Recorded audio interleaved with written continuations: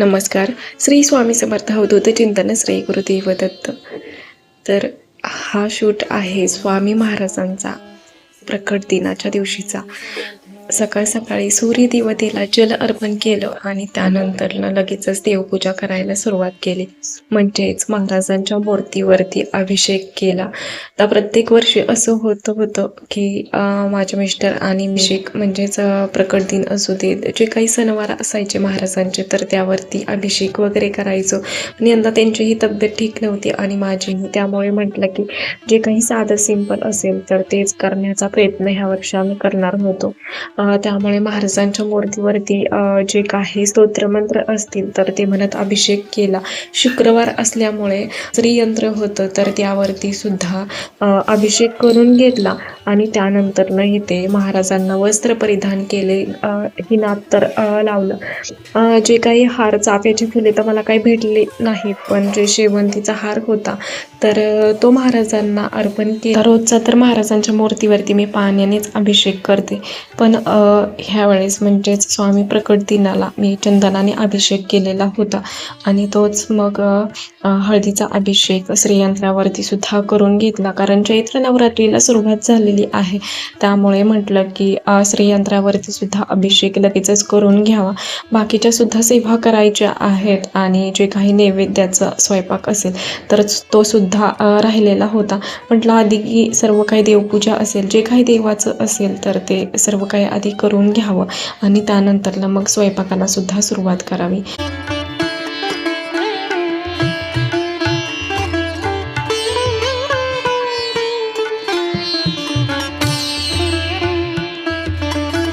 जय जय सद्गुरु स्वामी समर्थ. आरती कर गुरुवरिया रे, अघात महिमा तव चरणांचा वर्णायामती देया रे.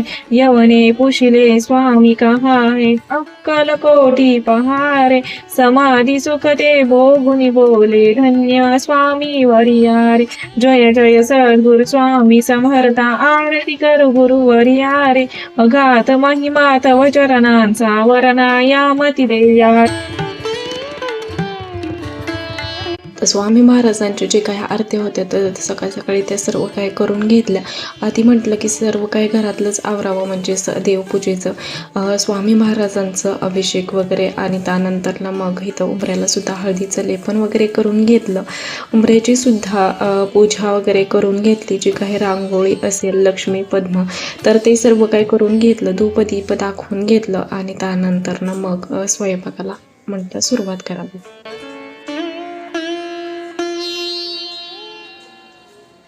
प्रत्येक वर्षी स्वामी महाराजांचा प्रकट दिन असू देत किंवा पुण्यतिथी, जे काही सेवा असायच्या, मग ते स्वामी चरित्र सारामृत असू देत किंवा गुरुचरित्राचं पारायण, मंदिरातच सेवा होत होती. पण अलीकडे दुसरीकडे शिफ्ट झाल्यामुळे मंदिरात केव्हा तरी जाणं होतं, म्हणजेच केंद्रात.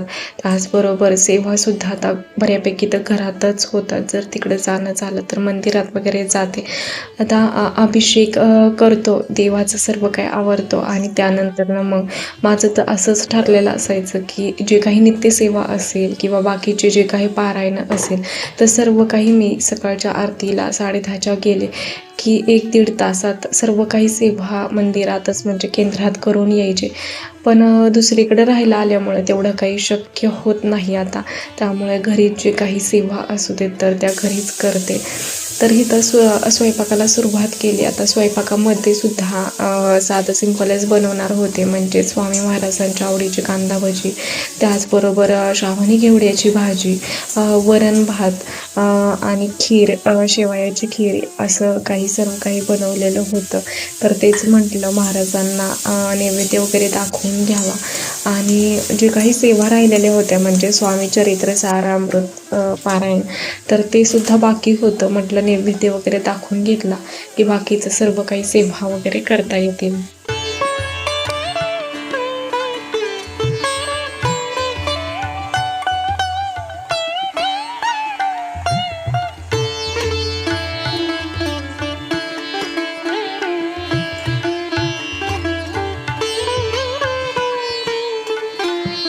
तर जे काही बाकीचे शूट होते म्हणजे स्वामी महाराजांचं वस्त्र घालण्यापासून किंवा जे काही बाकीचा नैवेद्याचा स्वयंपाक केलेला असेल तर तो काहीसुद्धा मी शूट घेतलेला नव्हता. कारण एवढं अंग दुखत होतं की म्हणजे मला हे सर्व काही करणंसुद्धा शक्य नव्हतं. तरीसुद्धा एक इच्छा होती की नाही, महाराजांनी माझ्या आयुष्यात येऊन खूप काही मला दिलेलं आहे आणि त्याचीच एक कृतज्ञता व्यक्त करण्यासाठी मला हे सर्व काही करायचं आहे. त्यामुळे सकाळपासून आधीसुद्धा पाडव्याच्या दिवशी दिवसभर सर्व काही धावपळ झालेली होती. त्याचबरोबर पारायणाची सुद्धा म्हणजे जे काही सेवा असतील तर त्यासुद्धा चालू होत्या. त्यामुळे पूर्ण धावपळ होती आणि आजचा दिवस मला चुकवायचा नव्हता. त्यामुळे म्हटलं की जे काही माझ्याकडून करता येईल तर ते सर्व काही मला करायचं होतं महाराजांसाठी.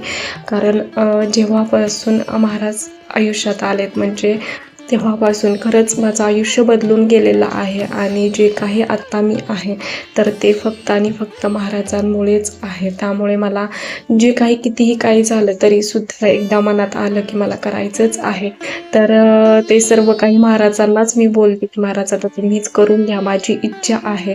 तर जे काही साधं सिंपल जेवण होतं तर ते बनवलं, महाराजांना नैवेद्य वगैरे दाखवून घेतला. प्रकट दिनाचा दिवस खूप छान गेला. म्हणजे एवढं ठरवलंही नव्हतं, त्यापेक्षा सुद्धा महाराजांनी सर्व काही व्यवस्थित करून घेतलं.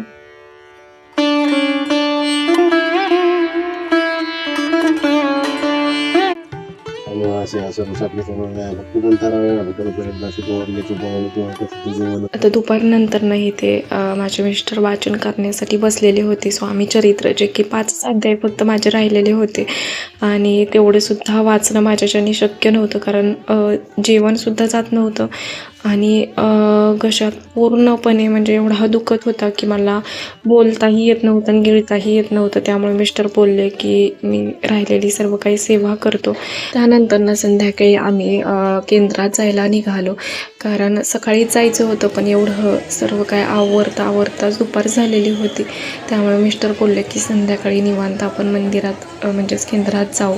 तर खूप अशी गर्दी होती पण 15-20 मिनटाच्या लाईनीला लागून दर्शनसुद्धा खूप छान असं झालं.